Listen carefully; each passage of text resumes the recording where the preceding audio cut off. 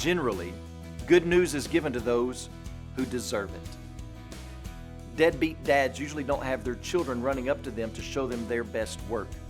Maybe for a little while, and maybe sporadic attempts here and there, but generally, children want to share their good news with those who are going to enjoy it. Bosses don't give promotions or raises to those who haven't earned their keep or proven themselves worthy of such.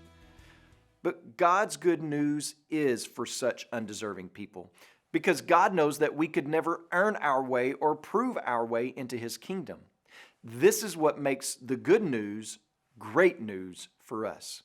Matthew chapter 9, verses 9 through 13 say this: As Jesus passed on from there, he saw a man called Matthew sitting at the tax booth, and he said to him, "Follow me." And he rose and followed him. And as Jesus reclined at the table in the house, many tax collectors and sinners came and were reclining with Jesus and his disciples. And when the Pharisees saw this, they said to his disciples, "Why does your teacher eat with tax collectors and sinners?" But when he heard it, he said, "Those who are well have no need of a physician, but those who are sick. Go and learn what this means. I desire mercy and not sacrifice, for I came not to call the righteous, but sinners."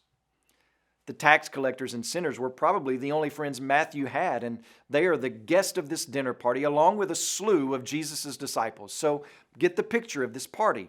Extortioners, thieves, selfish, greedy, immoral men, the disciples, and Jesus all hanging out together. And it is to these people that Jesus is saying, "Follow me." It is with these people that Jesus is sitting at a table and enjoying a meal with. But why? Why is Jesus giving his life and his time and his joy to people who are undeserving instead of those who know all the answers and have followed all the rules? That's the exact question the Pharisees asked. Why was Jesus sitting at a table with them, which in that day was equal to approving of them? Well, Jesus wasn't approving of their lives. He was confronting them, sharing with them the cure. He was proclaiming the gospel of the kingdom.